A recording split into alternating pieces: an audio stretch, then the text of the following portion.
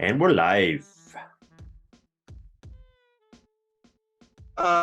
Skip, I think I might have to leave for talking to females within our organization. You're suspended for a year. Yeah, the whole year. And it was consensual.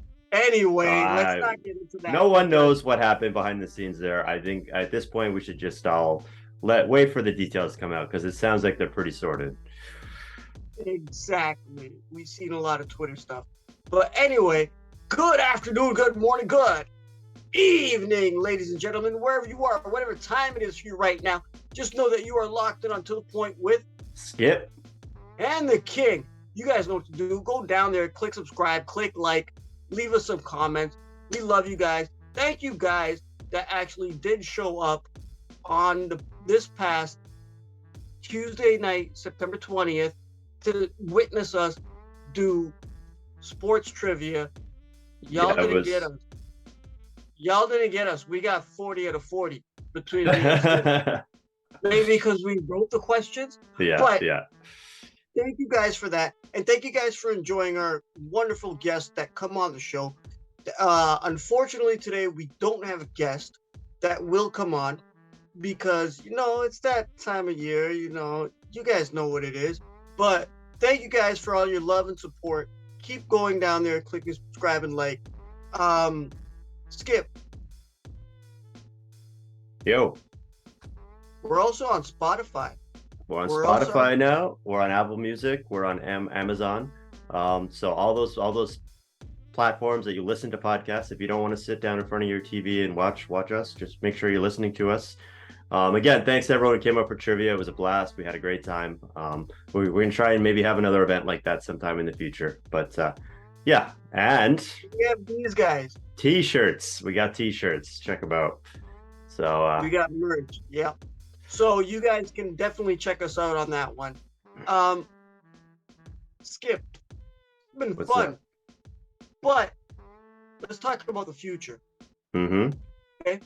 Now, when a parent names their child a certain name, they have to take that on. So my question to you is, how precious is Precious for your Toronto Raptors? Precious Achiuwa. Precious is kind of it's an interesting name for him, right? Because he was kind of the crown jewel of the Lowry trade. Literally just kind of this guy who has so much potential to explode. He has so much potential to really do some things, and he's so young. He's still just 23 years old. He was really good last year on defense. His offense came along as the year progressed. Obviously, he started hitting those threes. That was kind of the big thing. When he started hitting his threes, his offensive game really opened up. But the thing is, he was still a below average offensive player or a subpar offensive player. He was out there really messing people up with his defense. He was a very important part of the team last year. But when I look at Precious Achiuwa, I see a guy who, if he can figure out the offensive side of the ball, he could be the most impactful. He could see the most impactful leap of any Raptor on the team this year, aside from Scotty Barnes. And by that I mean he has the most potential for growth of anyone on the team. You look at most of these guys, most of them have kind of established their levels of play. Maybe it'll go up a little, maybe it'll go down a little. And then you got your guys like your Malakis and your Dalinos who you're hoping for a little bit of a spurt and maybe they can make the rotation. With Precious, we're talking about a guy who's already a core part of this team's rotation. And if he can find that next gear, hit that next level, you're talking about a guy who could be a starter, a guy who could maybe at the very high end be like a fringe all-star almost. If a lot of things come together for him. And I think this is kind of year 3. This is the moment we're going to see whether all that stuff can happen. So he's a very important player for this Raptors team. And I think how well he develops this year could really impact how much of a threat the Raptors are in the Eastern Conference. Skip, I got to say this. You nailed a couple points right there, my man. It's only his 3rd year that he's about to start, right? Yes, he also was the crown jewel in the Kyle Lowry trade to Miami Dragons. But what you saying, like, he can possibly be a starter? I'm sorry, we're going off script here already. Guys, started. Can he be that starter for the Toronto Raptors? Because he has an ability, and I've said this, you guys can see this on multiple episodes prior to this one, where I have said the future of your Toronto Raptors can be Scotty and Precious Achiuwa at their such young age, what they can create, what they can do. Do you think he can possibly be the starter this coming season? And I got an answer for you when you're done. Go ahead, Skip. I think he absolutely could break the starting lineup. I don't see a spot for him right now. I think you can't take Pascal out of the lineup. You can't take Van Vliet out of the lineup. You can't take. I don't think you can take OG out of the lineup. You could take potentially Gary Trent out of the lineup, but his 3-point shooting is really, really valuable with the starters, especially. And then you got to have Scotty in there. So bottom line, I don't see him starting the year in the starting lineup. I was actually, it's funny, I was just talking to someone last night about this. What happens if someone gets hurt at any point during the season? Precious slides into that lineup and he just dominates, because I think that absolutely could happen. And I think if he does make his way into the starting lineup, there's a chance that he sticks. I just don't see who you pull out of the lineup. Like, I don't want OG coming off the bench. I could be talking to Gary Trent Jr. coming off the bench, but even there, you're kind of talking about a guy who has really, really benefited from being in the flow of the offense with the starting unit. And he's really struggled in the past every time he's had to come off the bench. So I don't know if that's going to work out. But absolutely, I think if Precious does end up taking the leap that I'm sort of, I wouldn't even say I'm projecting, I'm saying there's a possibility that he takes this leap, then suddenly, I mean, he's got to be in your starting lineup. He's got to be your starting center, because the Raptors don't have a true starting center, and you make all the other pieces fit around him if he takes that next level leap. If he just kind of develops a little bit into a slightly better version of the player he was last year, then I think that can still be really valuable coming off the bench. We actually saw, I was looking at some of the lineup data, and the Raptors' best, or Precious's best lineup, I didn't look at all the Raptors lineups. Precious's best lineup was actually when he was out on the floor with Chris Boucher and 3 starters, and they were just destroying the offensive glass. They were the best in the league on offensive rebounds. That unit with Boucher and Achiuwa out there, with, I believe, off the top of my head, I think it was Scotty Barnes, Siakam, and Gary Trent was the 5th guy in that lineup. So that lineup was actually averaged 4.5 offensive rebounds this past season. So yeah. So I think the bottom line is, like, Nick Nurse found something with that lineup where he was throwing Precious Achiuwa and Chris Boucher into the game at the same time in the second half of last year. And I think going forward, that's probably what we'll see to start the year at least. But these things have a tendency to evolve. Guys get hurt, guys struggle, things happen. And if Precious can make the starting lineup, I think that would be a great sign for the team going forward. Let me tell you something about the way I see Precious fitting into this Raptors lineup as we're discussing his role. Yeah. He's actually stepped it up. Like, ladies and gentlemen, this is only going to be his 3rd season in the league. He was in Miami. He came to Toronto. Different style of play. Yeah, go look up Tom Brady going to the Bucks. You know what I mean? It's a different style of play, right? And now he's getting used to it, but he's being utilized within the Raptors organization. And like I said, like I alluded to earlier, about him and Scotty being the future because they are the younger ones, he has a role to play. Now, shout out to our man, Arturis. He brought this to my attention, that Scotty can space the floor. Now, I started thinking, with this positionless basketball, if you can space the floor, and Skip, you were talking about who's going to be the starting lineup, right?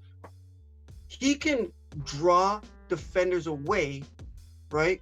But he can also be a rim protector at the same time. Now, he's got to work on a few things. He's still young, ladies and gentlemen. He's still young. Like, yeah, if he can nail that 3-point shot, like I said a couple months ago, Skip, if Scotty can nail that 3-point shot, it's over. It's a wrap. Yeah. The Larry O'Brien trophy will come back here to Toronto. Now, Skip, I have to ask you, now speaking of what I've just said, okay? Now, based on Nick Nurse's schemes and with the available players, because like, look how many guys there are there, right? Like even Bo Cruz is a big dude who might be able to take his spot. Yeah, I said it. I'm not saying his name because I can't pronounce it. But there's other players like Siakam, Boucher, OG that can get down there. Like the Raptors squad is very deep. And I'm saying it again. I'm calling it again this year. You guys hated me for it last year, and I was wrong. Yes, I'll admit. Bench mob 2.0, baby. Right? I think this bench mob has a chance to be really good. I don't think it'll be a bench mob in the way that 5-man unit was a few years ago, but I think the bench has a chance to be really good on this team. So my question to you now, Skip, is what particular role would Precious have to play within Nick Nurse's system? Well, you kind of touched on it with the spreading the floor thing. So we covered this in the 3-point episode a couple weeks back, but basically the Raptors have 3 really, really good 3-point shooters. And then they have Scotty Barnes. Freddie, Gary, and OG. And then they've got Scotty Barnes and Pascal Siakam. When one of those guys rests, having Precious come in and be that 4th really, really good 3-point shooter on the floor with a Scotty or with a Pascal kind of setting things up, that could be really, really important. If Precious can keep up that 3-point shooting from last year. I think it was about 35% for the year, but obviously he really struggled early in the year, and he really picked it up in the second half. He started making a lot more shots, taking a lot more shots. Yeah, closer to 36%. But the thing about that is Precious is actually kind of a microcosm of the team as a whole, right? Because he was okay from 3, was really good defensively, really good on the glass, but he could not score inside, just like the rest of the team. For a center, he's atrocious at the rim, really, really struggled. I looked it up, 57% on shots within 5 feet. I mean, that was better than Gary and Fred, but like it's still like below. I think it would be like on a team, it would be like the worst in the league. So that's really bad for a guy who's supposed to be your center. So he has to get better at scoring inside, and he also has to get better at just decision-making, ball handling. Not that he's going to ever be your primary ball handler, but you don't want a guy who gets the ball in the paint and looks like a deer in the headlights, because there was too much of that last year where it was like a dribble, where am I going with this, panic, kick it out, turn it over, whatever the case may be. So he's going to have to really work on his inside game, whatever that means, whether that's mid-range shooting, whether that's dunking, whatever that is. He's going to have to really find ways to score at the rim, because unlike a guy like Gary, unlike a guy like Freddie, those guys are at disadvantage. Like Fred VanVleet is never going to be an elite finisher at the rim because he's 5'11". Precious Achiuwa, he's pretty good at the rim. Fred is one of the worst players in the league. Well, I don't know about in the whole league. He's not a good scorer inside. Don't tell my mom that. He's not. He's a great 3-point shooter. He's a great shooter in general. But when he gets in the lane, the bad things happen. Now, Precious Achiuwa doesn't have that excuse. He can say, yeah, he's undersized versus the guys he's going up against because he's sort of, the Raptors are putting him in the center role. But like, that's not enough of an excuse, I think, to be one of the lower level rim finishers in the league. He absolutely has the skills to be better inside and finish plays. And if he can do that this year, that's going to really help open up the Raptors offense as well. So these are the kind of he's such an interesting player because he's really, really good defensively. He's really important already, but he's got the energy too. But his net rating last year was 0. Like the Raptors weren't better or worse with him off the floor. They were better defensively and they were worse offensively with him on the floor. So I think what he needs to do is he needs to have his offense catch up to his defense a little bit and become that really, really impactful player. And that's why everyone kind of dreams on him, because he's not there yet, but you can see the flashes. You can see. No. I would say people are getting at him because they still don't realize it's his third year. Yeah. Right? How impactful can he be when you're on a team with Fred VanVleet, Scotty Barnes, Pascal Siakam, OG Anunoby, Chris Boucher? How impactful can you really be? You don't really get those opportunities, which is what I was trying to ask you about the like fitting into Nick Nurse's system based on the hierarchy. So one thing that are there. Can I say one thing? So he doesn't need to be featured in the offense because he's there to play he's there to play defense. Like the Raptors are a better defensive team when Precious is on the floor. Same with OG. The Raptors are a better defensive team when OG is on the floor. Those guys could not shoot the ball at all, not touch the ball at all. They would still have some value because they were out there guarding their guy. What I'm hoping to see from Precious isn't that he becomes a featured player, isn't that he becomes like this guy. We already have like several featured players. He's not going to be a high usage guy, but he's got to be able to, when the ball gets to him, he's got to find ways to finish plays, whether that's shooting from three, whether that's dunking, whether that's making a quick decision, passing it to another guy to make the three. I mean, that's not really his game.